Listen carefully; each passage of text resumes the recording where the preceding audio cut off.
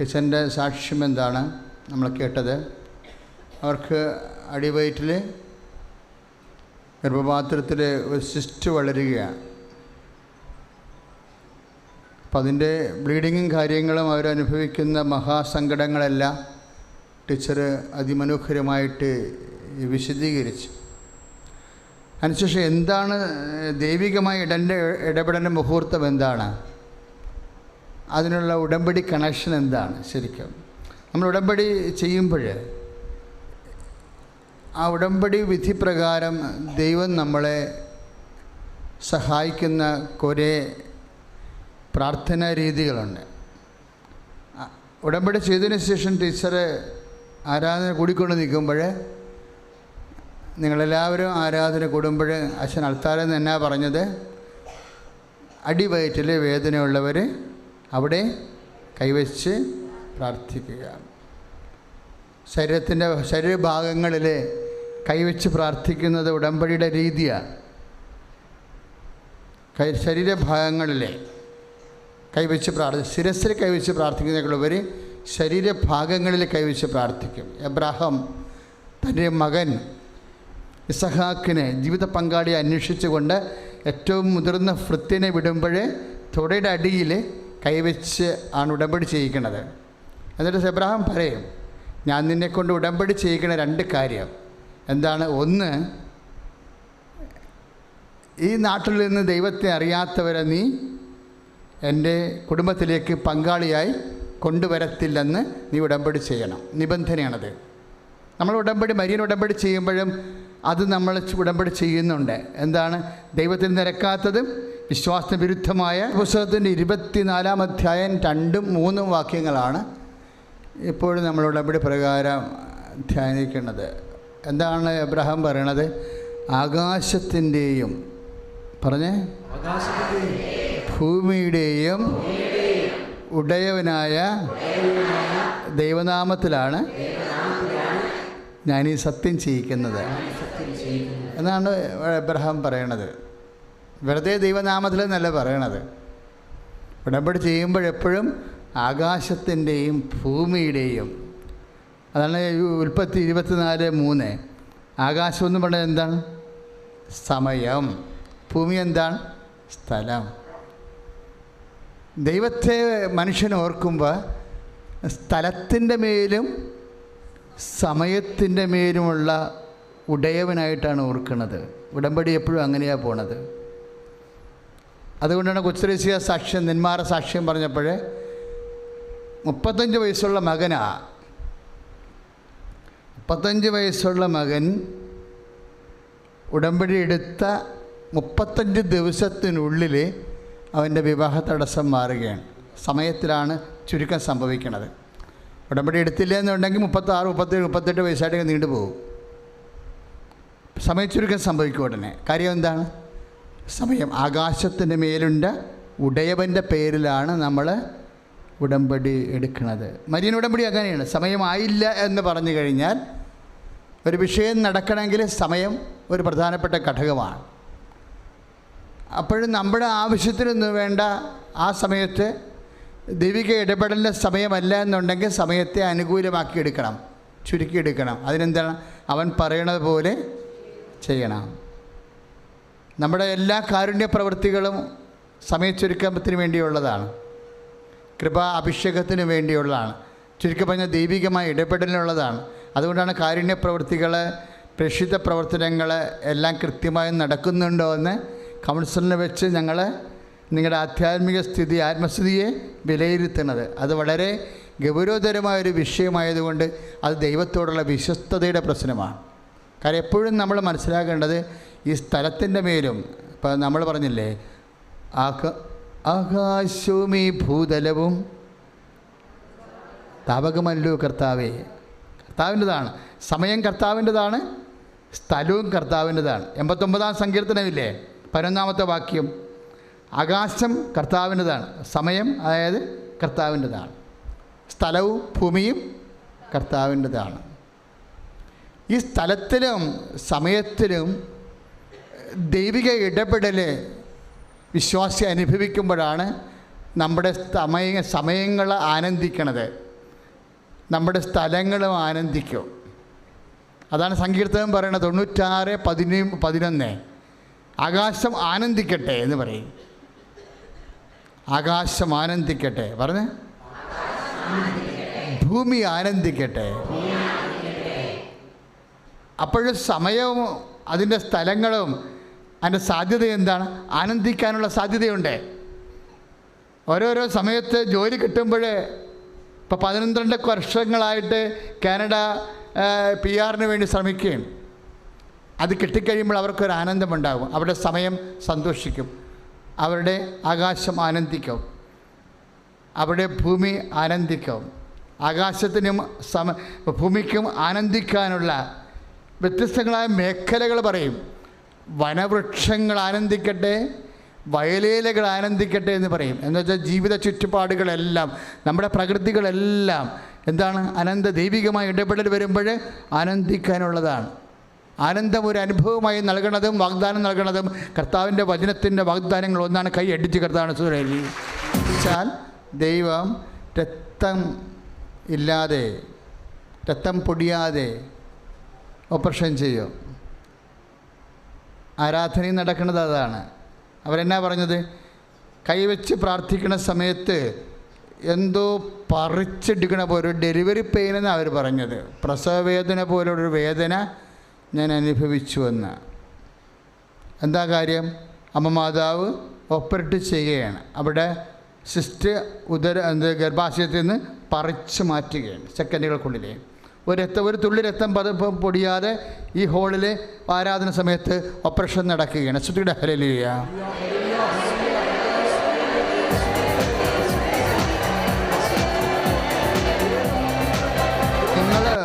നിങ്ങളുടെ എന്തിനാണ് അച്ഛൻ നിങ്ങളെ ഇവിടെ വിളിച്ച് വരുത്തുന്നത്? ഒരു മാസം ഒരു പ്രാവശ്യമെങ്കിലും ഉടമ്പടി എടുത്തവർ വന്ന് ആരാധന കൂടണമെന്ന് ഈ സാക്ഷ്യം നമ്മൾ നേരിട്ട് കേൾക്കുമ്പോൾ, ഈശോ നേരിട്ട് എഴുന്നള്ളിയിരിക്കുമ്പോൾ നിങ്ങളുടെ വിശ്വാസം വർദ്ധിക്കണം. വിശ്വാസത്തിൻ്റെ കപ്പാസിറ്റി, അതിൻ്റെ പുള്ളിങ് പവർ വർദ്ധിക്കണം. വിശ്വാസത്തിന് അങ്ങനെ ഒരു ഗുണമുണ്ട്. കർത്താവിൻ്റെ കാര്യങ്ങൾ, അടയാളങ്ങൾ കാണുന്തോറും കേൾക്കുന്തോറും വിശ്വാസം വർദ്ധിക്കും. അതുകൊണ്ടാണ് അപ്പോസ്തലന്മാർ പറയണത്, ഞങ്ങളുടെ വിശ്വാസത്തെ വർദ്ധിപ്പിക്കണമേ. ചില കാര്യങ്ങൾ നിറവേറണമെങ്കിൽ, ഹെവി ഡ്യൂട്ടി ചെയ്യണമെന്നുണ്ടെങ്കിൽ വിശ്വാസം അപ്ഗ്രേഡ് ചെയ്യണം. അപ്പോൾ വിശ്വാസം അപ്ഗ്രേഡ് ചെയ്യാൻ വേണ്ടിയാണ് അടയാളങ്ങൾ കാണിക്കണത്. ദൈവം അങ്ങനെ ചെയ്യണത്. കാര്യം ഓരോ അടയാളങ്ങൾ കാണിച്ചപ്പോൾ കാനായിലെ കല്യാണത്തിൽ വെള്ളത്തെ വീഞ്ഞാക്കുമ്പോൾ എന്താ സംഭവിക്കണത്? ജനങ്ങളെ വിശ്വാസം വർദ്ധിച്ചു. എല്ലാവരും അവനിൽ വിശ്വസിക്കുന്നു. അമ്മയുടെ ഏറ്റവും വലിയൊരു മിഷനാണത്. എന്താണ്? എല്ലാവരും അവനിൽ വിശ്വസിക്കണം. അതാണ് മരിയൻ മിഷൻ. അതുകൊണ്ടാണ് നമ്മൾ മരിയൻ മിറക്കിളെല്ലാം ജനങ്ങൾക്ക് വിതരണം ചെയ്യണത്. എന്താണ്? അമ്മയുടെ ആഗ്രഹമാണത്. എന്താണ്? എല്ലാവരും അവനിൽ വിശ്വസിക്കണം. കർത്താവിനെ റീച്ച് ചെയ്യിക്കാനും കർത്താവിനെ ഇൻട്രൊഡ്യൂസ് ചെയ്യാനുള്ള ഒരവസരം അമ്മ നോക്കി പ്രാർത്ഥിച്ച് നടക്കിയിരുന്ന. എപ്പോഴാണ് ഈശോ ആരാണെന്ന് അമ്മയ്ക്കറിയാം. അമ്മ പ്രഗ്നൻ്റായ നിമിഷം പറഞ്ഞത് എലിസബത്ത് പറഞ്ഞപ്പോഴേ, എൻ്റെ കർത്താവിൻ്റെ അമ്മ എന്നെ കാണാൻ എനിക്കെങ്ങനെ യോഗ്യതയെന്ന് പറഞ്ഞപ്പോഴേ അമ്മയ്ക്കൊരു ആനന്ദമുണ്ടായി. എന്താ ആനന്ദമുണ്ടായത്? എൻ്റെ ചിത്തം രക്ഷകനായ ദൈവത്തിൽ ആനന്ദിക്കുന്നു. അമ്മയ്ക്കറിയാൻ രക്ഷകനാണെന്നറിയാം. അതാണ് ലൂക്ക 1:47. എലിസബത്ത് എൻ്റെ കർത്താവിൻ്റെ അമ്മയെന്ന് പറഞ്ഞപ്പോഴേ അമ്മ കർത്താവിനെ അനുഭവിച്ചത് രക്ഷകനായിട്ടാണ്. അന്ന് മുതൽ അമ്മയുടെ മനസ്സാണ് ഈ രക്ഷകനെ ലോകത്തിന് വെളിപ്പെടുത്തണമെന്ന്. അമ്മ രക്ഷകനെ ലോകത്തിന് വെളിപ്പെടുത്താൻ ഇടം കണ്ടതാണ് കാന. അമ്മ നിശ്ചയിച്ച സ്ഥലമാണത്, അമ്മ നിശ്ചയിച്ച സമയമാണത്.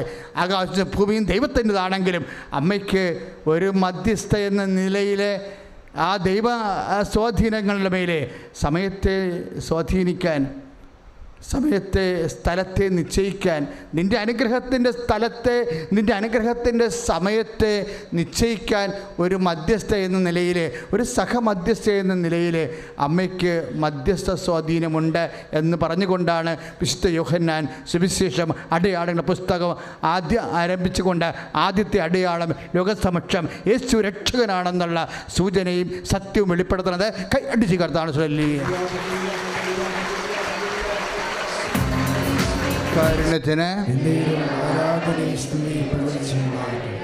അമ്മയുടെ ആനന്ദം യേശുവിനെ ലോകത്തിനെ കൊടുക്കുമ്പോൾ ആനന്ദം എന്താണ്?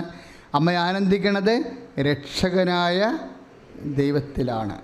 രക്ഷകനായ ദൈവത്തിൽ എല്ലാമുണ്ട്. പീഡാസകനമുണ്ട്, കുരിശുമരണമുണ്ട്, ഉയർത്തെഴുന്നേൽപ്പുണ്ട്. ഉയർത്തെഴുന്നേൽപ്പ് മാത്രമല്ല, അമ്മ പീഡകളിലും ആനന്ദിച്ച ആളാണ്. രക്ഷകനായ ദൈവത്തിൽ ആനന്ദിക്കെന്ന് പറയുമ്പോൾ രക്ഷകനിലേക്ക് എത്തിച്ചേരണ ആ രക്ഷാനുഭവം ലോകത്തിൽ കൈമാറേണ്ടി വരുന്ന എല്ലാ ജീവിത സാഹചര്യങ്ങളിലും ഒരു വിശ്വാസി ആനന്ദിക്കേണ്ടവനാണെന്നാണ് അമ്മയിലൂടെ പരിശുദ്ധാത്മാവ് നമ്മളോട് പറയണത്. കൈ എടിച്ച് കിടത്താണല്ലേ.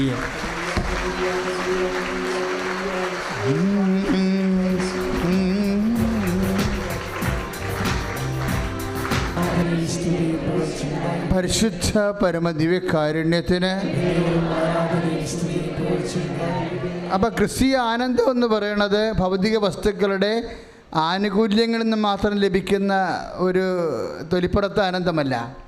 അത് ആന്തരികമായ ആനന്ദവും അഭിഷേക വിധിപ്രകാരം ലഭിക്കുന്നതാണ്.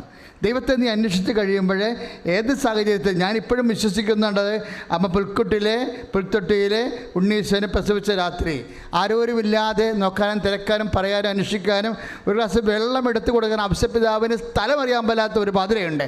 അപ്പോഴും അമ്മയെ ആനന്ദിച്ചത് ആന്തരികമായ അഭിഷേകത്തിലാണ്. പ്രാർത്ഥിക്കുക, അമ്മേ, പരിശുദ്ധമ്മേ, യേശുവിനെ ലോകത്തിന് കൊടുക്കുന്ന എല്ലാ പ്രവർത്തനങ്ങളിലും പരിശുദ്ധാത്മാവിൻ്റെ ആന്തരിക അഭിഷേകം ഉണ്ടായതുപോലെ യേശുവിന് വേണ്ടി സകലത്തിൻ്റെ സാക്ഷികളാകുന്ന എല്ലാ മുഹൂർത്തങ്ങളിലും കൃപയുടെ അഭിഷേകം നൽകി ഞങ്ങളെ യഥാർത്ഥ സാക്ഷ്യത്തിൻ്റെ സന്തോഷത്താൽ അഭിഷേകം ചെയ്യണമേ.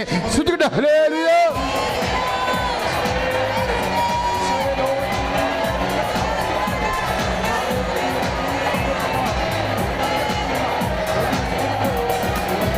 കാരുണ്യത്തിന് ആദ്യത്തെ രക്തസാക്ഷ്യം, ആദ്യത്തെ വേദസാക്ഷ്യം ആരാണ്? പരിശുദ്ധ അമ്മയാണ്.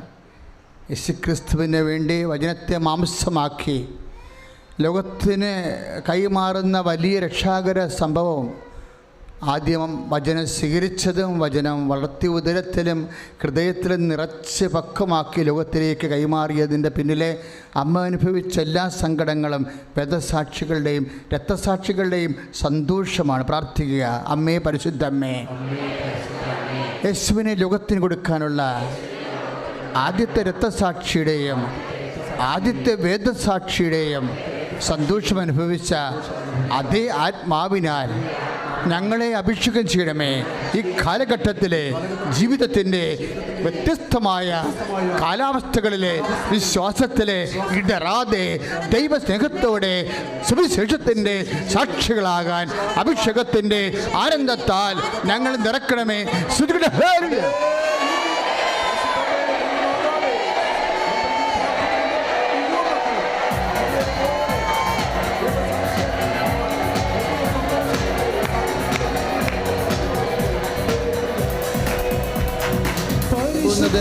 നൈജീരിയയിൽ കഴിഞ്ഞ ക്രിസ്മസ് രാത്രിയിൽ ജയിലുണ്ടായിരുന്ന 12 സുവിശേഷ സാക്ഷികളെ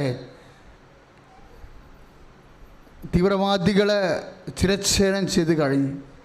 കേരളത്തിലെ ഒരു മീഡിയയും അത് റിപ്പോർട്ട് ചെയ്തില്ല. അതിനുള്ള ധൈര്യം അവന്മാർക്കില്ല. അതാണ് പ്രശ്നം. ധൈര്യത്തോടെ ഒരു മീഡിയ മാത്രമേ അത് പറഞ്ഞുള്ളൂ. ഇവിടെയെല്ലാം ഒരുതരം അഡ്ജസ്റ്റ്മെൻറ്റാണ്. അങ്ങോട്ടും ഇങ്ങോട്ടും താങ്ങി പേടിച്ചൊക്കെ ജീവിക്കുന്ന ഒരു മാധ്യമ സമൂഹമാണ്. അതുകൊണ്ടാണ് അത് റിപ്പോർട്ട് ചെയ്യാതെ വന്നത്. നിരവധികൾ ലോകത്തിലെ വ്യത്യസ്തങ്ങളായ ഭാഗങ്ങളിലെ വിശ്വാസത്തിൻ്റെ പേരിൽ പീഡ അനുഭവിക്കുന്നുണ്ട്. അവർക്കെല്ലാം അമ്മയുടെ സഹനത്തിൻ്റെ സാക്ഷ്യത്തിൻ്റെ ശക്തി കിട്ടാൻ വേണ്ടി വിശ്വാസി സ്തുതിക്കട്ടെ. ഹല്ലേലൂയ.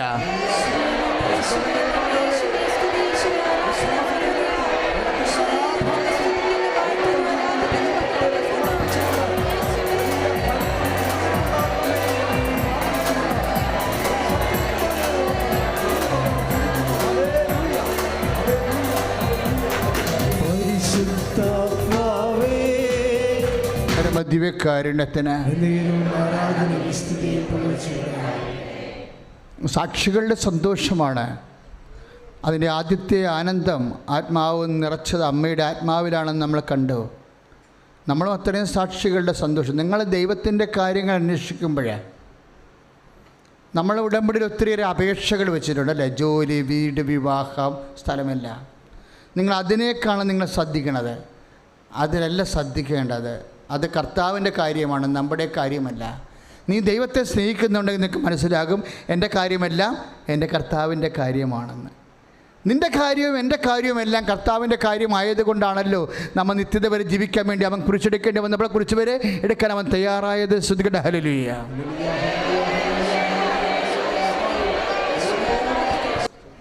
ഉടമ്പടി നിബന്ധനകളെക്കുറിച്ചാണ് നമ്മൾ ആദ്യം അന്വേഷിക്കേണ്ടത്. നിയോഗങ്ങളെല്ലാം ചേർത്ത് നൽകൂ. അതാണ് മത്തായിയുടെ സുവിശേഷം 6:33. ആദ്യം ദൈവരാജ്യത്തെയും അതിൻ്റെ നീതിയെയും കുറിച്ച് അന്വേഷിക്കാൻ.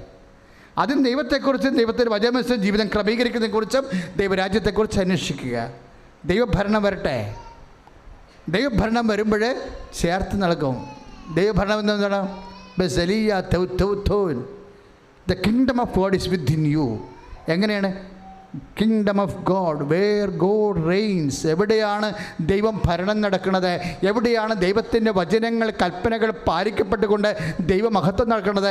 എവിടെയാണ് ദൈവത്തിൻ്റെ മനസ്സ് ജീവിതത്തിൻ്റെ എല്ലാ മണ്ഡലങ്ങളും ഏറ്റെടുക്കുന്നത്? അപ്പോൾ ദൈവരാജ്യമായി. ദൈവരാജ്യം പുലർന്നു കഴിഞ്ഞാൽ ബാക്കിയുള്ളത് ചേർത്ത് നൽകും. എല്ലാം ചേർത്ത് നൽകപ്പെടാറുണ്ട്. നിൻ്റെ വീട്, ജോലി, വിവാഹം, നിൻ്റെ പ്രൊമോഷൻ, നിൻ്റെ രോഗസൗഖ്യങ്ങളെല്ലാം ചേർത്ത് നൽകാനുള്ളതാണ്. എപ്പോഴാണ്? നീ ദൈവരാജ്യത്തിലായിരിക്കുമ്പോൾ. അതുകൊണ്ടാണ് കർത്താവ് നമ്മളെ പ്രാർത്ഥിക്കാൻ പഠിപ്പിക്കണമെന്ന് പറഞ്ഞപ്പോൾ 6:9 മത്തായി സുവിശേഷത്തിൽ കർത്താവ് ദൈവരാജ്യത്തെക്കുറിച്ച് പ്രാർത്ഥിക്കുവാൻ സ്വർഗ്ഗസ്ഥനായ പിതാവിൻ്റെ പ്രാർത്ഥന പറഞ്ഞു തന്നത്. സ്വർഗ്ഗസ്ഥനായ പിതാവിൻ്റെ പ്രാർത്ഥന ദൈവരാജ്യം നമ്മൾ പുലരുമ്പോൾ ബാക്കിയെല്ലാം ചേർത്ത് നൽകുന്നതാണ്. കൈയടിച്ച് കിടന്നാണ്. ആരാണ്? എസ്തപ്പാനോസാ.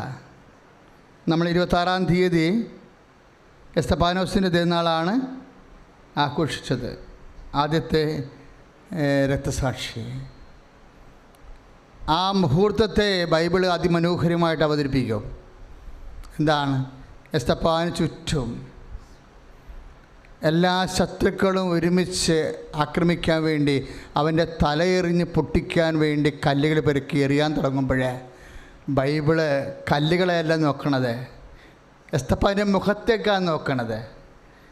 എസ്തപ്പാൻ്റെ മുഖത്തേക്ക് ബൈബിൾ നോക്കിയിട്ട് പറയും, ഇപ്പോൾ എസ്തപ്പാനെ നോക്കിക്കേ, ഈ സാക്ഷിയെ നോക്കിക്കേ, കർത്താവിന് ലോകത്തിന് കൊടുക്കാൻ വേണ്ടി യേശുക്രിസ്തുവിൻ്റെ പുനരുത്ഥാനത്തിൻ്റെ ഈ സാക്ഷിയെ നോക്കിക്കേ. അവൻ്റെ കണ്ണുകൾ കണ്ടില്ലേ? അവൻ്റെ മുഖം കണ്ടില്ലേ? അവൻ്റെ നെറ്റി കണ്ടില്ലേ? അത് ദൈവദൂതന്മാരെ തിളങ്ങുന്നു. ശ്രുതികട ഹല്ലേലൂയ. എസ്തപ്പാന് ശത്രുക്കളുടെ മുഖത്തേക്കല്ല നോക്കിയത്. ബൈബിൾ ഒരു സമീപനമാണ്. സാക്ഷ്യം ഒരു സമീപനമാണ്. ക്രിസ്തു സാക്ഷികളെ ഒരു സമീപനമാണ്. എന്താണ് ക്രിസ്തു സാക്ഷി നോക്കിയത്? കല്ലുകളെയല്ല നോക്കിയത്. തന്നെ ആക്രമിക്കാൻ പോകുന്ന കല്ലുകളെ, പറന്നു വരുന്ന തൻ്റെ ചങ്കിനും നെറ്റിക്കും നേരെ പറന്നു വരുന്ന കല്ലുകളെയല്ല നോക്കിയത്. എസ്തപ്പാൻ ശത്രുക്കളുടെ മുഖത്തേക്ക് ഒരു നോക്കിയത്. എസ്തപ്പാൻ എവിടെയാണ് നോക്കിയതെന്ന് സകലത്തിന് നിമിഷങ്ങളിൽ സാക്ഷികൾ എങ്ങോട്ട് നോക്കണമെന്ന് കർത്താവിൻ്റെ വചനം പറയും. ഇത് കർത്താവിൻ്റെ വചനം മാത്രമേ ലോകത്തോട് അങ്ങനെ ധൈര്യമായിട്ട് പറയത്തുള്ളൂ. എസ്തപ്പാൻ എവിടെയാണ് നോക്കിയത്? അവൻ മുകളിലേക്ക് നോക്കിയെന്നാ അല്ലേ? സകല സമയങ്ങളിൽ സാക്ഷികൾ എവിടെയാണ് നോക്കണത്? മുകളിലേക്ക് നോക്കും. താഴേക്ക് നോക്കത്തില്ല, നിരാശപ്പെടത്തില്ല. ആരെയും ശത്രുക്കൾ ആരാണെന്ന് നോക്കത്തില്ല, വൈരാഗ്യം വർദ്ധിപ്പിക്കത്തില്ല. പിന്നെ ആരെ നോക്കും? ദൈവത്തെ നോക്കും. ദൈവപൈതലെ, ഇതിനേക്കാൾ വലിയ സന്ദേശം എന്തുണ്ട് ലോകത്തിന് കൊടുക്കാൻ? നടപടി പുസ്തകം 7:55. എസ്തപ്പാൻ മുകളിലേക്ക് നോക്കി. ആരെക്കാണ് മുകളിലേക്ക് നോക്കിയത്? ഈ സഹനത്തെ ജയിച്ച ഒരാളുണ്ട്, ഒരാൾ മാത്രമേ ഉള്ളൂ, അവനെ നോക്കിയതാണ്. അപ്പോൾ ആകാശം തുറന്നിരിക്കുന്നത് കണ്ടെന്നാണ് പറഞ്ഞിരിക്കുന്നത്. പിതാവിൻ്റെ വലതുഭാഗത്ത് ഉയർത്തെഴുന്നേറ്റ് മരണത്തെ ജയിച്ചവനെ കണ്ട് കൈയിടിച്ച് കിടന്നാണ്. ഹല്ലേലൂയ, യേശുവേ സ്തോത്രം, ഹല്ലേലൂയ, ഹല്ലേലൂയ, ഹല്ലേലൂയ. ശ്രുതികടേ, ശ്രുതികടേ, ശ്രുതികടേ, ഹല്ലേലൂയ. സഹനങ്ങള്, രോഗങ്ങള്, ജീവിതത്തിൻ്റെ പ്രതിസന്ധികള്, ഉണ്ടാകുമ്പോൾ അത് ഉണ്ടാക്കിയവരെ നോക്കിക്കൊണ്ട് വൈരാഗ്യവും മത്സരവും നിരാശയും തോന്നാതെ കർത്താവേ എല്ലാ സഹനങ്ങളെയും മിശിഹ ഇതെല്ലാം സഹിച്ച് മഹത്വത്തിലേക്ക് കരയേറിയ മഹത്വരാജനെ നോക്കുവാനുള്ള വിശ്വാസത്താൽ പ്രത്യാശയാൽ ഞങ്ങളെ ദൈവസ്നേഹത്താൽ അഭിഷേകം ചെയ്യണമേ. സ്തുതിക്കട്ടെ. ഹല്ലേലൂയ.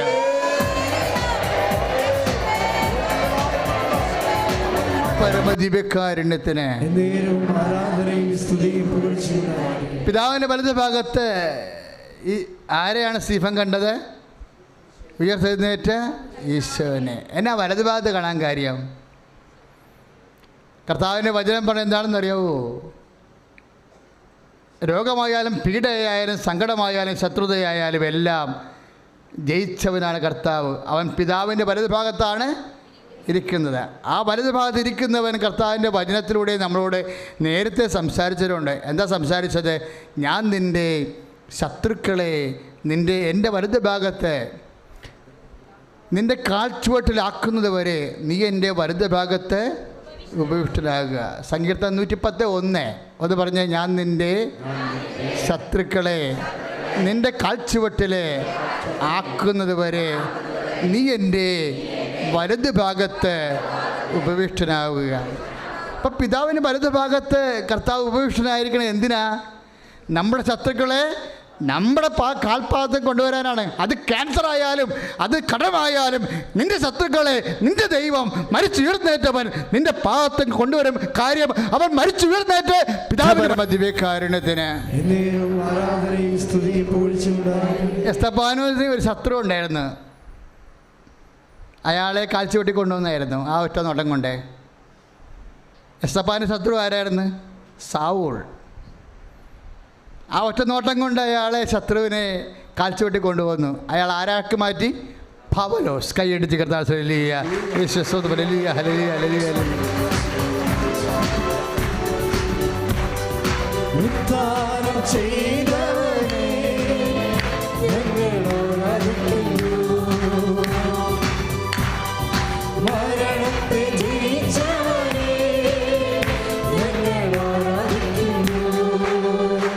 ശത്രുവിനെ കാണുമ്പോൾ മേലോട്ട് നോക്കണമെന്ന് പിന്നെ നമ്മളെ പഠിപ്പിച്ചത് ആരാണ്? എസ്തപ്പാൻ്റെ നോട്ടം കണ്ട് മാനസാന്തരപ്പെട്ട സാവൂളാണ് പറഞ്ഞത്, നിങ്ങൾ യേശു ക്രിസ്തുവിനെ കൂടെ ഉയർപ്പിക്കപ്പെട്ടെങ്കിൽ ഉന്നതങ്ങളിലെ കാര്യങ്ങൾ അന്വേഷിക്കാൻ. കൊളോസ്യസ് 3:1. പിന്നീട് സാവൂളാണ് നമ്മളെ പഠിപ്പിക്കുന്നത്. കാര്യം സാവൂൾ ഇവിടുന്ന് പഠിച്ചതാണ്. ശത്രുത കാണുമ്പോൾ, രോഗം കാണുമ്പോൾ, പീഡ കാണുമ്പോൾ സാവൂളിനെ പോലെ എസ്തപ്പാനെ പോലെ മേലോട്ട് നോക്കണം. അവൻ്റെ മേലോട്ട് നോട്ടമാണ്. എന്നെ സാവൂളായിരുന്നു എന്നെ ഇന്ന് പൗലോസാക്കി മാറ്റിയെങ്കിൽ എൻ്റെ വിശ്വാസികളെ നിങ്ങളും പീഡകളുടെ മുമ്പിൽ, പീഡകളുടെ മുമ്പിൽ, രോഗത്തിന് മുമ്പിൽ, എല്ലാ തകർച്ചയുടെ മുമ്പിൽ നോക്കേണ്ടത് ദൈവത്തെയാണ്. അതാണ് കൊളോസ്യസ് 3:1. നിങ്ങൾ പരിശുദ്ധ പരമദിവ്യകാരുണ്യത്തിന് ജീവിത പീഠകളുടെ സമയത്ത് ഉടമ്പടി എടുക്കുമ്പോൾ, ദൈവവുമായി ഉടമ്പടി ബന്ധമാകുമ്പോൾ ഇതൊരു മേലോട്ട് നോട്ടമാണെന്നതും, ഇന്നല്ലെങ്കിൽ നാളെ നിൻ്റെ ശത്രുവിനെ നിൻ്റെ പാദാന്തികത്തിലെ ഉടമ്പടിയുടെ ദൈവം കൊണ്ടുവരുമെന്നുള്ള ബോധ്യത്തോടുകൂടി സ്തുതിക്കട്ടെ. ഹല്ലേലൂയ.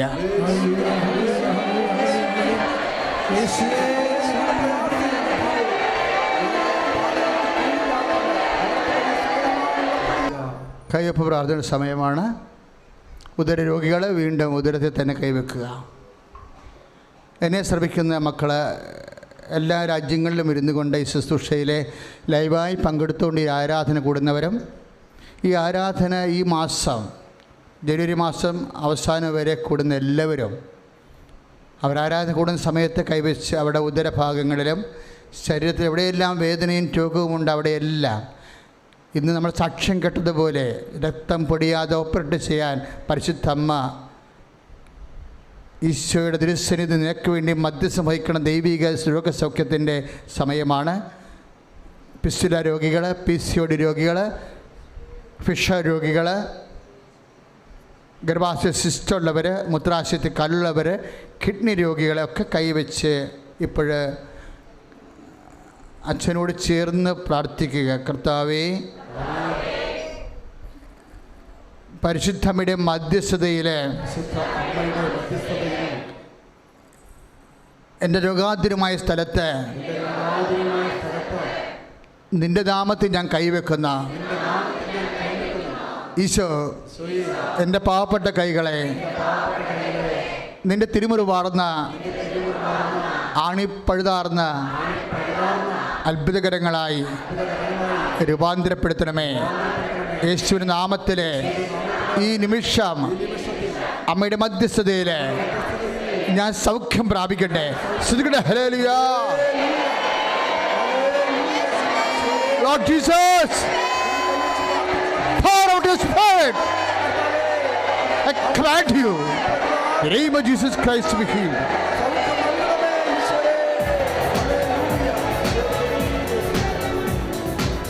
ഒരുമിച്ച് പോടുക. പരമദിവ്യകാരുണ്യത്തിന് നെഞ്ചിൽ രോഗമുള്ളവർ ഇപ്പോൾ നെഞ്ചിൽ കൈവെക്കേണ്ടതാണ്.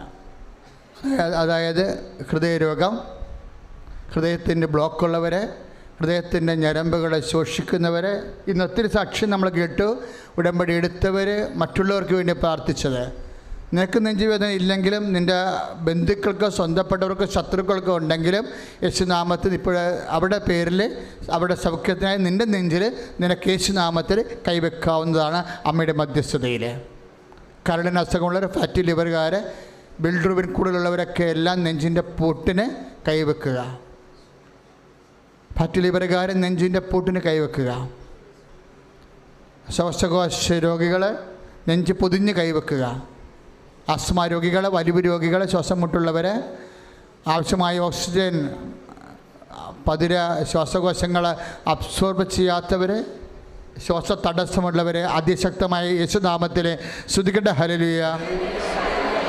Lord Jesus Christ, pour out His Spirit, touch the fire finger, soak with the precious blood.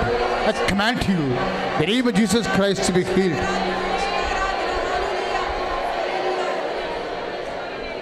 Thyroid രോഗികൾ തൊണ്ടയിൽ കൈവെക്കട്ടെ. തൈറോയിഡ് രോഗികൾ തൊണ്ടയിൽ കൈവെക്കട്ടെ. ട്രാൻസ്ലൈറ്റ് രോഗികൾ, പിൻകഴുത്തിന് വേദനയുള്ളവർ, സ്പണ്ടിലോസിസ് രോഗികൾ തൊണ്ടയിൽ കൈവെക്കട്ടെ.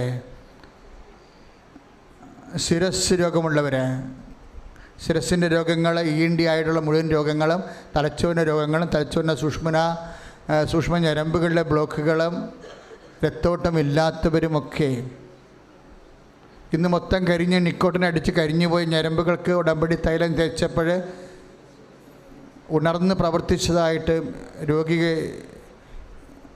ജീവിതത്തിലേക്ക് തിരിച്ചു വന്നതായിട്ട് നമ്മൾ സാക്ഷ്യം കേട്ടതായിരുന്നു. എല്ലാ ഞരമ്പുകളും കർത്താവിനെ സമർപ്പിച്ചുകൊണ്ട് നെറ്റിയിൽ കൈവച്ച് പ്രാർത്ഥിക്കട്ടെ. നെറ്റിയിലും കഴുത്തിലും കൈവെക്കുമ്പോൾ കർണശൂലങ്ങൾ, കർണത്തിനുണ്ടാകുന്ന പഴുപ്പുകൾ, ഒരു രോഗിയുടെ മുതുകിൽ അവനറിയാതെ വെന്റിലേറ്ററിൽ ജോൺസൺ കൊല്ലം ആശ്രയം വെച്ച നിമിഷങ്ങളിൽ പൂർണ്ണമായി മരിച്ചുകൊണ്ടിരുന്ന ആൾ ജീവിതത്തിലൂടെ തിരിച്ചു വന്ന് കണ്ണ് തുറന്നതായിട്ട് നമ്മൾ സാക്ഷ്യം കേട്ടതാണ്. അതുപോലെയുള്ള മഹാസംഭവങ്ങൾ, അത്ഭുതങ്ങൾ നടക്കുന്ന ഇടമാണ്. കർത്താവിൻ്റെ ഉന്നതമായ നാമത്തെ സ്തുതിക്കട്ടെ. കർത്താവേ, കണ്ണ് കാണാത്തവരെ, ചെവി കേൾക്കാത്തവരെ, നാക്ക് സംസാരമില്ലാത്ത തൊണ്ട തൈറോയ്ഡ് രോഗികൾ, തൊണ്ട രോഗികൾ, സ്പോണ്ടിലോസിസ് രോഗികൾ, തലച്ചോറിന് അസുഖമുള്ളവരെ യേശു ക്രിസ്തുവിൻ്റെ ഉന്നതമായ നാമത്തിൽ മാതാവിൻ്റെ മധ്യസ്ഥതയിൽ സൗഖ്യം പ്രാപിക്കട്ടെ.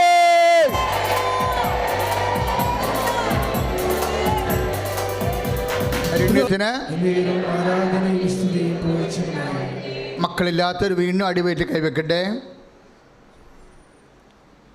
കഴിഞ്ഞ നവംബർ മാസത്തെ ഏറ്റവും വലിയ സാക്ഷ്യം 15 കൊല്ലത്തിന് ശേഷം ഉടമ്പടി എടുത്തപ്പോൾ, മക്കളില്ലാത്തവർ ഉടമ്പടി എടുത്തപ്പോൾ ഒറ്റ പ്രസവത്തിൽ 3 കുഞ്ഞുങ്ങളെ, 20 വർഷമായിട്ട് മക്കളില്ലാത്തവർക്ക് 2 കുഞ്ഞുങ്ങളെ, 14 വർഷമായിട്ട് മക്കളില്ലാത്തവർക്ക് 2 കുഞ്ഞുങ്ങളെ, അങ്ങനെ കുഞ്ഞുങ്ങളുടെ കാലമായിരുന്നു നവംബർ മാസം. അതുപോലെ തന്നെ അനുഗ്രഹം തുടരുന്ന സൂചനയാണ് ഇന്നത്തെ സന്ദേശത്തിലും സാക്ഷ്യത്തിലും കിട്ടിയത്. ഇപ്പോഴ് അടിവയറ്റിൽ എന്ത് പറഞ്ഞാലും, വൈദ്യശാസ്ത്രം, റീസൺ, മെരിറ്റ്, യോഗ്യത എന്നാ പറഞ്ഞാലും വിശ്വാസത്തിന് ആണ് വിശ്വാസം ജീവിക്കണത്. എൻ്റെ നീതിമാൻ വിശ്വാസം മൂലം ജീവിക്കുമെന്ന് ഹെബ്രായർ 10:34 എഴുതിയിട്ടുണ്ട്. ആ വിശ്വാസത്തിലാണ് കർത്താവെ ഞങ്ങളെ കൈവെക്കണത്. ഈ കല്ലിൽ നിന്ന് എബ്രാഹിം സന്ധി ജനിപ്പിക്കാൻ കഴിയുമെന്ന് ദൈവത്തിന് കഴിയുമെന്ന് ഞങ്ങൾ വിശ്വസിക്കുന്നു. മൊബിലിറ്റി ഇല്ലാത്തവർ, കൗണ്ട് ഇല്ലാത്തവർ, പലതരം ജനിതകമായ തടസ്സങ്ങളുള്ള യേശു ക്രിസ്തുവിൻ്റെ ശക്തി ആവശ്യിക്കട്ടെ. ശ്രദ്ധിക്കട്ടെ. Hallelujah. Lord Jesus Christ, pour out your spirit, the fire finger, soak with the precious blood. I command you, in the name of Jesus Christ, to be healed. ചെയ്യാൻ പോവുകയാണ്. നമ്മുടെ മുഴുവൻ ശരീരവും സമർപ്പിക്കാൻ പോവുകയാണ്. ആന്തരിക അവയവങ്ങൾക്ക് കേടുള്ളവരെ, നഖം മുതൽ ശിഖ വരെ, ഉള്ളംകാലം മുതൽ ഉച്ച വരെ കർത്താവിനെ സമർപ്പിക്കുന്നതിൻ്റെ അടയാളമായി നീ സ്വസ്തിക അടയാളത്തിൽ കൈ പൊതിഞ്ഞ്, ശരീരം പൊതിഞ്ഞ് കൈവെക്കുക. ആന്തരിക അവയവങ്ങൾക്ക് കേടുള്ളവർ, നിറവ്യത്യാസമുള്ളവർ, കോശങ്ങൾ ദ്രവിക്കുന്നവർ, ക്യാൻസർ രോഗികൾ, വ്യത്യസ്തങ്ങളായ രോഗങ്ങളുള്ളവർ, പുതിയ കോശങ്ങൾ ഉണ്ടാവാത്തവർ, പുതിയ കോശങ്ങൾ രക്തത്തിലും അതുപോലെ തന്നെ ശരീരത്തിലും കോശങ്ങൾ ഇല്ലാത്തവർ, HP കുറവുള്ളവർ, ഇന്ന് നമ്മൾ സാക്ഷ്യം കേട്ടതുപോലെ ക്യാൻസറിൻ്റെ അംശം രക്തത്തിലുള്ളവർ, കൈ കൊണ്ട് ശരീരം പൊതിഞ്ഞ് കർത്താവിന് കാഴ്ചയായി കരുണയ്ക്ക് വേണ്ടി സമർപ്പിക്കുക. നഖം മുതൽ ശിഖ വരെ കർത്താവെ രക്തം പ്രവേശിക്കട്ടെ. യേശുക്രിസ്തുവിൻ്റെ രക്തം എല്ലാ പാപങ്ങളും എന്നെ മോചിക്കുന്ന യേശുക്രിസ്തു രക്തം ലോകത്തിലെ ഏറ്റവും വലിയ ഔഷധമായ രക്തം, മരുന്നോ ലേപനമോ അല്ല കർത്താവെ. നിൻ്റെ തിരുരക്തത്താലാണല്ലോ ഞങ്ങൾ വീണ്ടെടുത്തത്. യേശുക്രിസ്തു ഉന്നതമായ നാമത്തിൽ, സഭയുടെ അധികാരത്തിൽ വാതരോഗങ്ങൾ, വിസർപ്പ രോഗങ്ങൾ, ത്വക്ക് രോഗങ്ങൾ, ആന്തരിക അവയവങ്ങൾ മുഴുവൻ രോഗങ്ങൾ യേശുവിന്റെ നാമത്തിലെ സൗഖ്യമാകട്ടെ.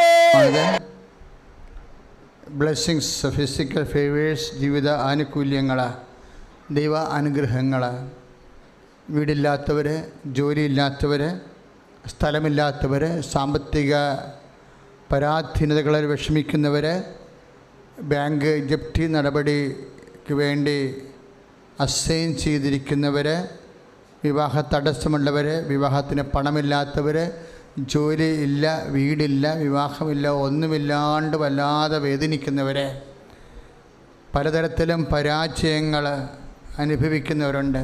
ആര്യ പറഞ്ഞതുപോലെ എനിക്ക് ദൈവത്തോട് അരിശമായിരുന്നു, കാര്യം ഞാൻ തോറ്റുപോയതാണ് ജീവിതത്തിലെന്ന്.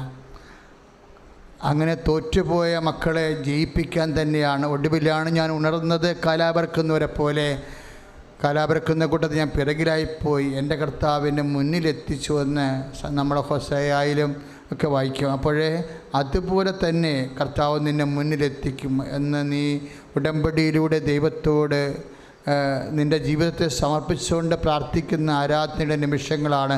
കർത്താവ് ഇടപെടുന്ന സമയമാണ്. അതുകൊണ്ട് നീ സന്തോഷമായിരിക്കുക. നിൻ്റെ ജീവിത സങ്കടങ്ങളെ, വേദനകളെ കർത്താവിനെ ഏൽപ്പിക്കുക.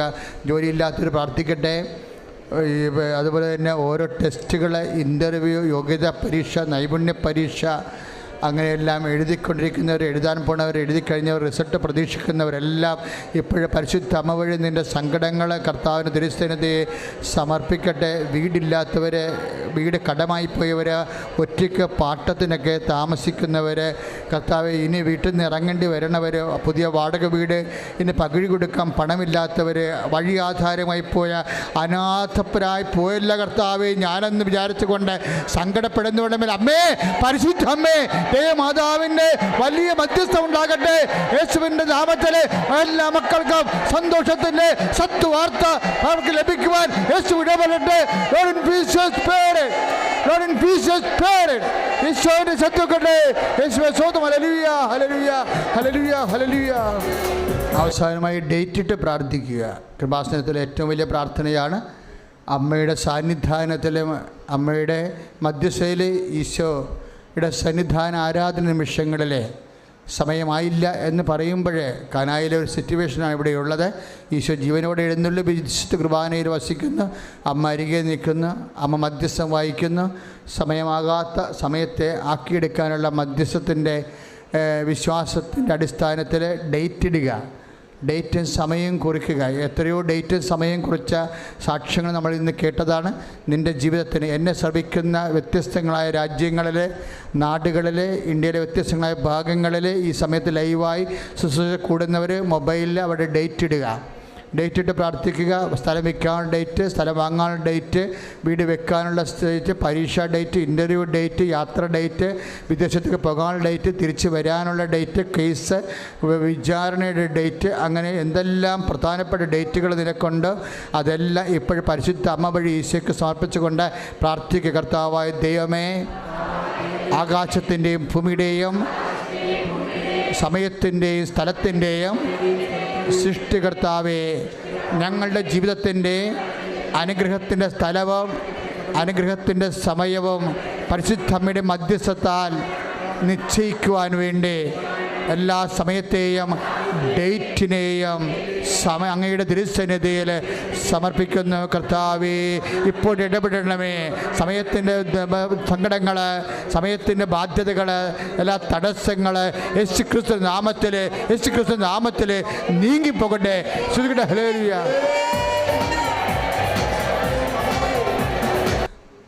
എന്തെങ്കിലും രോഗങ്ങളോ നിൻ്റെ ജീവിത അവസ്ഥകളോ, ചില രേഖകൾ കിട്ടിയിട്ടില്ല, സർട്ടിഫിക്കറ്റ് റെഡിയാകണില്ല, അത് വരുന്നില്ല, PR വരുന്നില്ല, എല്ലാ രേഖാമൂലമുള്ള പേപ്പർ സബ്മിറ്റിംഗ് ആയിട്ടുള്ള എല്ലാ തടസ്സങ്ങളും ഇപ്പോഴേ പരിശുദ്ധ അമ്മ വഴി ഈശോയ്ക്ക് സമർപ്പിക്കുക. ശത്രുക്കൾ, നിന്നെ ഭീഷണിപ്പെടുത്തുന്നവർ, നിന്നെ അനങ്ങാൻ അനുവദിക്കാത്തവർ, അവരുടെ കടുത്ത മനസ്സുകൾ, വീട്ടിലും നാട്ടിലും അയൽവാസികളും എല്ലാം ഉണ്ടാകുന്ന നിന്നെ വിഷമിപ്പിക്കുന്ന വ്യക്തികൾ, സാഹചര്യങ്ങൾ പരിശുദ്ധ അമ്മ വഴി ഈശോയ്ക്ക് ഏൽപ്പിക്കുക. പാകോടുപടി നടക്കാത്ത അവസ്ഥകൾ, കേസ് തീർപ്പാകാത്തത്, ജഡ്ജിമെൻ്റ് വരാത്തത്, ജഡ്ജിമെൻ്റ് കൈ കിട്ടാത്തത്, പലതരത്തിൽ നിയമപരമായ ഭീഷണികളും സങ്കടങ്ങളും നിസ്സഹായാവസ്ഥകൾ, ചില സമയത്ത് വക്കീൽമാർ വരെ കാലുമാറുന്ന സങ്കടങ്ങൾ ഇവിടെ വന്ന ആൾക്കാർ പറയാറുണ്ട്. അങ്ങനെയൊക്കെയുള്ള നിയമ തടസ്സങ്ങൾ ചെന്ന് പെടുന്നവരെ എല്ലാം, നിൻ്റെ എന്തെല്ലാം വിഷയമാണ് നിന്നെ അലട്ടണ ദൈവവേദലെ, അതെല്ലാം ദൈവത്തിന് ഏറ്റവും ശ്രദ്ധിക്കുന്നതാണ്, നീ അറിയണം. അതെല്ലാം പരിശുദ്ധ അമ്മ വഴി ഈശോയ്ക്ക് സമർപ്പിക്കുക. പഠിക്കാത്ത മക്കളെ, പഠിച്ചിട്ട് മനസ്സിലാകാത്ത മക്കളെ, വീഡിയോ ഭ്രാന്തന്മാർ, വീഡിയോ ഗെയിംസിൻ്റെ ഭ്രാന്തന്മാരുണ്ട്. എപ്പോഴും മൊബൈലുമായിട്ടിരുന്ന് പ്രാർത്ഥന പോലും ഇല്ലാത്ത, വിശ്വാസമില്ലാത്ത, പള്ളിയിൽ ദൈവകുർബാനയുമായി ബന്ധമില്ലാത്ത, പലതരത്തിലുള്ള പ്രാർത്ഥനയില്ലാത്ത കുടുംബങ്ങളെ, ഇരുട്ടുകയറി കിടക്കുന്നവരെ, തെറ്റായ ബന്ധങ്ങൾ, തെറ്റായ വിശ്വാസങ്ങളൊക്കെ വെച്ച് പുലർത്തുന്നവരെ എല്ലാം സമർപ്പിക്കുക പരിശുദ്ധ അമ്മ വഴി ഈശോയ്ക്ക്.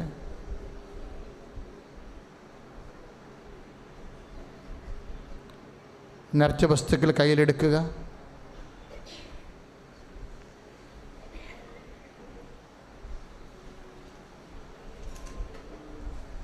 നിറച്ച വസ്തുക്കൾ കയ്യിലെടുക്കുക.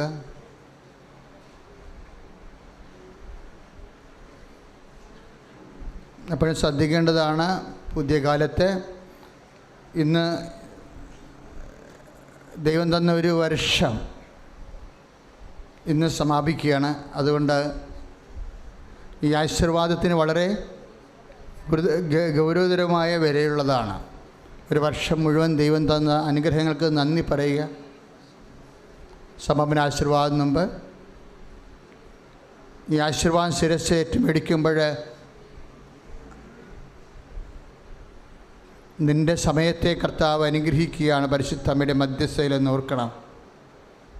ഒരു പുതിയ വർഷം നമ്മുടെ ജീവിതത്തിൽ ലഭിക്കാൻ പോണത് ഇപ്പം തന്നെ സമർപ്പിക്കുക.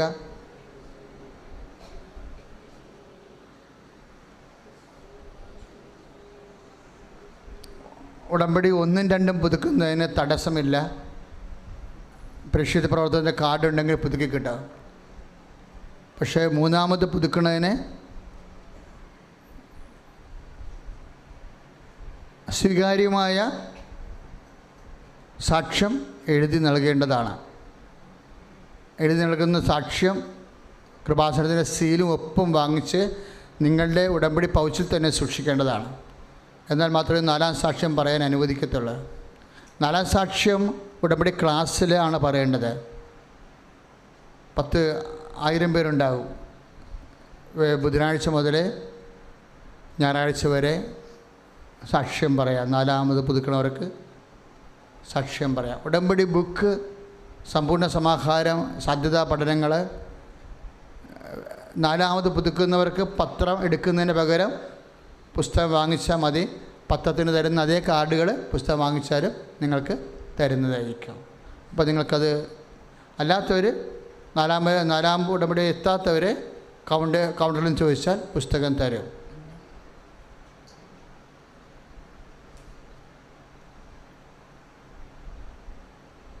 അഞ്ചാമത് പുതുക്കണമെങ്കിൽ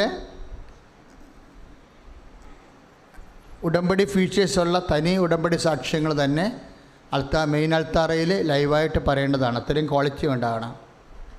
ഇപ്പോൾ ഉപവാസം മുടക്കണവരെ ഒരു ഉപവാസമല്ലേ പറഞ്ഞിട്ടുള്ളൂ, ഒരു മാസം, ഒരാഴ്ചയിൽ പ്രേക്ഷിത പ്രവർത്തനങ്ങളോ കാരുണ്യ പ്രവൃത്തികളോ രോഗികളെ സന്ദർശിക്കുന്ന അവൻ പറയണ പോലെ ചെയ്യാൻ പറഞ്ഞിരിക്കുന്ന കാര്യങ്ങളാണ് നിങ്ങൾ ചെയ്തിട്ടുണ്ടോ ഇല്ലയോ എന്ന് കൗൺസിൽ പരിശോധിക്കുന്നത്. അതിൻ്റെ സുവിശേഷ സാക്ഷ്യത്തിൻ്റെ വിഷയമാണ്. യേശുവിന് ലോകത്തിന് കൊടുക്കാനുള്ള മരിയൻ നടപടിയാണ്. സുവിശേഷ പ്രവർത്തനത്തിനുള്ള സുവിശേഷ സാഹിത്യങ്ങളുടെ പ്രാർത്ഥനാ വിതരണം, രോഗികളെ കാണുക, വസ്ത്രമില്ലാത്തവർക്ക് വസ്ത്രം കൊടുക്കുക, സമാധാനം സ്ഥാപിക്കുക, വഴക്കായിരിക്കുന്നവരെയും ദൈവമായിട്ട് അകന്നിരിക്കുന്നവരെയും കൂദാശ ജീവിതം ഇല്ലാത്തവരെയും ഇടവകയിലേക്ക് കൂദാശരെ കൊണ്ടുവരിക. അതെല്ലാം അവൻ പറഞ്ഞത് തന്നെയാണ്. അനുദപിക്കുക, സുവിശേഷത്തെ വിശ്വസിക്കുക, സമാധാനം സ്ഥാപിക്കുക, എല്ലാം സുവിശേഷ പ്രവർത്തനങ്ങളാണ്. ഇനി നമുക്ക് ഇങ്ങനെ പ്രാർത്ഥിച്ചുകൊണ്ടിരിക്കുന്ന ഒരു കാലം കഴിഞ്ഞു. അതിന് 10% ചെയ്യാൻ പറഞ്ഞിരിക്കുക. അതുകൊണ്ട് ചെയ്താണ് ഉടമ്പടി പുരോഗമിക്കുന്നത്, സാക്ഷിയാകണത്. അതിന് കർത്താവ് നമുക്ക് അഭിഷേകം തരും, നിത്യത വരെ അത് നിലനിൽക്കുകയും ചെയ്യും. അപ്പോൾ അതുകൊണ്ടാണ് അങ്ങനെ ചെയ്യുന്നവർക്ക് സാക്ഷ്യം തീർച്ചയായിട്ടും ഉണ്ടാകും. അങ്ങനെ സാക്ഷ്യാനുഭവം ഇല്ലെങ്കിൽ ഉടമ്പടി ഉഴപ്പിയെന്നാണ് കൃപാസനം ധരിക്കണത്. പിന്നെ ഉടമ്പടി മുന്നോട്ട് പോകാൻ അനുവദിക്കത്തില്ല. ചില ആൾക്കാർക്ക് സാക്ഷ്യമുണ്ട്, പക്ഷേ പറയാൻ നാട്ടുകാരെ പേടി, അവർ വീട്ടുകാരുണ്ടാകും എന്നൊക്കെ പറഞ്ഞ് പേടിയാണ്. അപ്പോൾ അതുകൊണ്ടാണ് പറയാൻ തന്നെ നിർബന്ധിക്കുന്ന കാര്യം. അങ്ങനെ പേടി, കർത്താവിനെ സാക്ഷിക്കാൻ പേടിയുള്ള ആൾക്കാർ ഉടമ്പടി എടുക്കേണ്ട കാര്യമില്ല. കർത്താവിനെ നാട്ടുകാരെ പേടിച്ചിട്ട് കർത്താവിന് സാക്ഷ്യം കൊടുക്കാത്തവരെ അവർ വേറെ പല കാര്യങ്ങൾക്കും സാക്ഷ്യം കൊടുത്ത് കാണത്തില്ല. ഈ പത്രമൊന്നും പ്രാർത്ഥിച്ച് കൊടുത്ത് കാണത്തില്ല. അപ്പം അങ്ങനെ പേടിയുള്ള ആൾക്കാരൊന്നും ഉടമ്പടിയിൽ പുരോഗമിക്കാൻ അനുവദിക്കത്തില്ല. പിന്നെ മെസ്സേജ് വരണം എപ്പോഴും 4 മുതലാണ്. 4 ഉടമ്പടിയും 3 മാസം പുതുക്കിയ സാക്ഷ്യത്തിൻ്റെ പേപ്പർ കയ്യിലുണ്ട്, കൃപാസനം സീൽ ചെയ്ത പേപ്പർ കയ്യിലുണ്ടെങ്കിൽ അത്യാവശ്യം കൊണ്ട് മെസ്സേജ് കർത്താവ് തരുമെങ്കിൽ ഞാൻ തരും. മെസ്സേജ് ചോദിക്കാൻ നിങ്ങൾക്ക് അവകാശമുണ്ട്. അതെപ്പോഴും ഓർത്തേക്കണം. 3 സാക്ഷ്യത്തിൻ്റെ പേപ്പറുള്ള 3 പുതുക്കിയ തൊട്ടാണ് കൗൺസിലിന് മെസ്സേജ് തരണത്. അത് 4നും 5നും ഒക്കെ തരും. നിങ്ങൾ എന്തുമാത്രം സ്പെയർ ടൈം എടുത്തിട്ട് കർത്താവുമായിട്ട് എടുത്തിട്ടുണ്ട്, അത്രയും സമയം അച്ഛൻ നിങ്ങളുമായിട്ട് ചിലവഴിക്കും, കൃപാസനങ്ങൾ ചിലവഴിക്കും. ഇപ്പോൾ വളരെ ശ്രദ്ധിച്ച് വേണം ഈ വിഷയം ചെയ്യണത്. വളരെ സീരിയസ് ആണ് വിഷയങ്ങൾ. നിങ്ങൾ വളർന്നു വന്ന് ഞങ്ങൾക്ക് ഉറപ്പ് വരുത്തണം. നിങ്ങൾ ദൈവത്തിൻ്റെ സാക്ഷികളാണ്, ദൈവത്തിൻ്റെ ആളാണ് നിങ്ങളുടെ കുടുംബം എന്ന് ഉറപ്പ് വരുത്തണം. ഇടവകയും സഭയുമായി നിങ്ങൾ ഇതിനേക്കാൾ സുന്ദരമായ സംവിധാനം ദൈവം നമുക്ക് തരാനില്ല. ആ സഭയുടെ മുഴുവൻ ചൈതന്യത്തിലാണ് നിങ്ങൾ ജീവിക്കണതെന്ന് പരിശുദ്ധ അമ്മ ഉറപ്പ് വരുത്തുന്നതിന് പകരമായിട്ടാണ് ഞങ്ങൾ നിങ്ങളോട് ചോദിക്കുന്നത്. അതുകൊണ്ടാണ് കൗൺസിലേഴ്സ് എല്ലാം മറ്റ് ധ്യാന കേന്ദ്രങ്ങളെക്കാൾ ഉപരി ഇവിടെ ചില പൊട്ടലും ചീറ്റലുമൊക്കെ കൗൺസിലർമാരായിട്ട് ഉണ്ടാകുന്ന കാര്യം അത് ഉടമ്പടി ആയതുകൊണ്ടും വിശ്വസ്തത പാലിക്കേണ്ടത് ആവശ്യമായതുകൊണ്ടും ഉടായ്പകാരെ പ്രൊമോട്ട് ചെയ്യാത്തത് കൊണ്ടാണ്.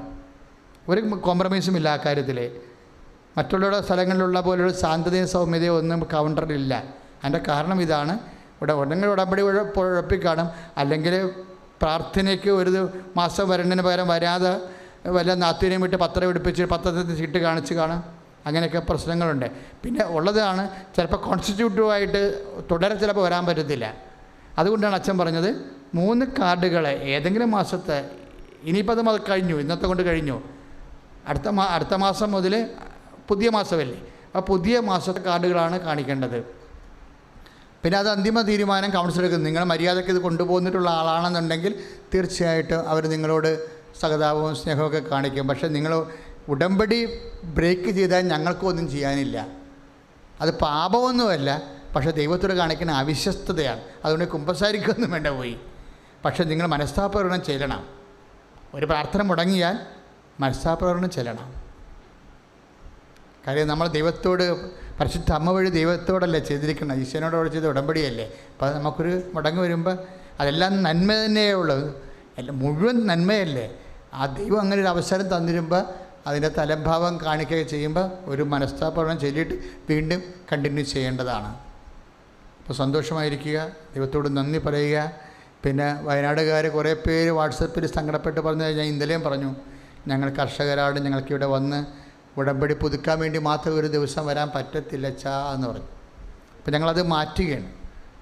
ഉടമ്പടി ഇപ്പോൾ ചില എറണാകുളംകാരും ആലപ്പുഴക്കാരും കംപ്ലയിൻറ്റ് ചെയ്ത് വെച്ചാൽ അവർക്ക് മാത്രമേ പുതുക്കി കൊടുക്കത്തുള്ളൂ, ഞങ്ങൾക്കും പുതുക്കി തരത്തില്ല എന്ന് ചോദിച്ചു.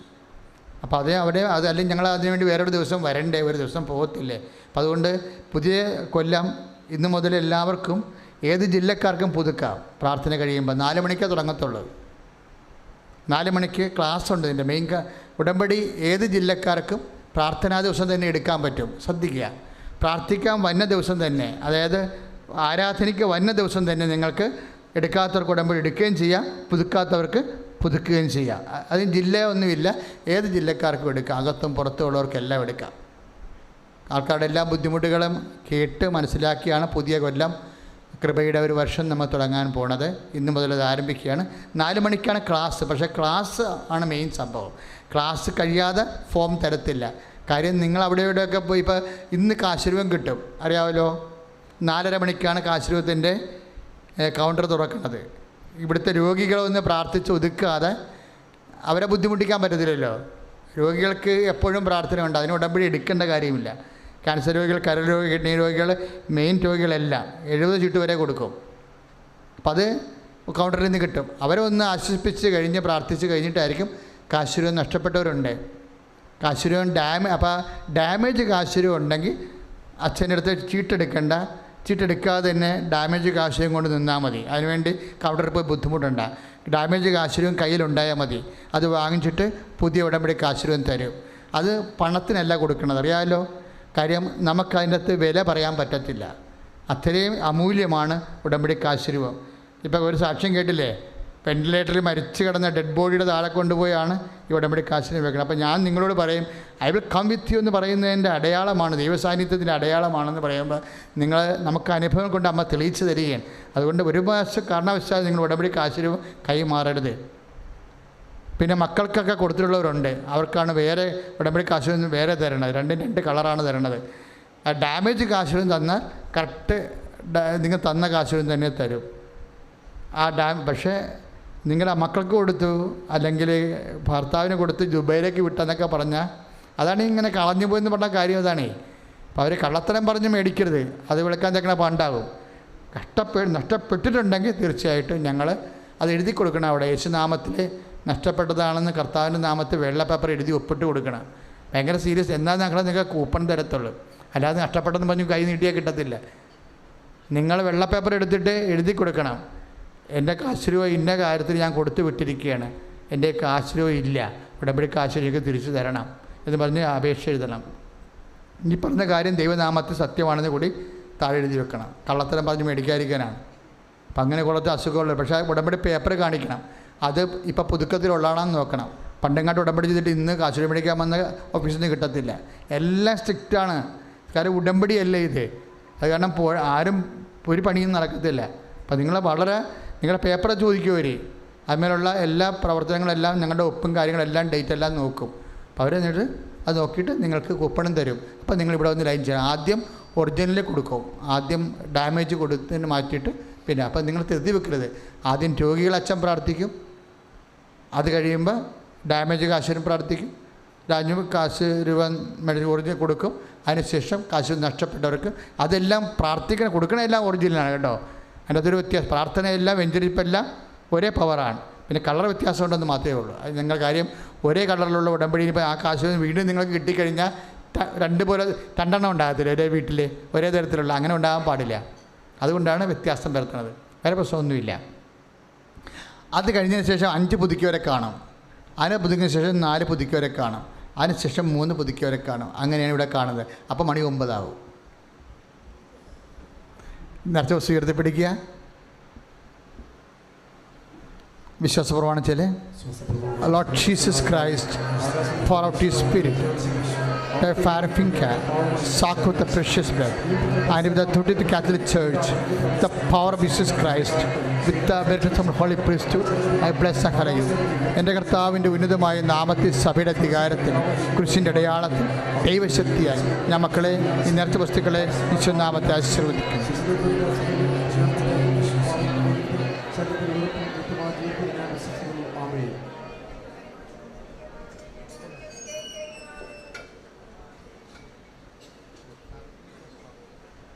വിശ്വാസപ്രമാണ സർവശക്തനായ പിതാവും ആകാശത്തിൻ്റെയും ഭൂമിയുടെയും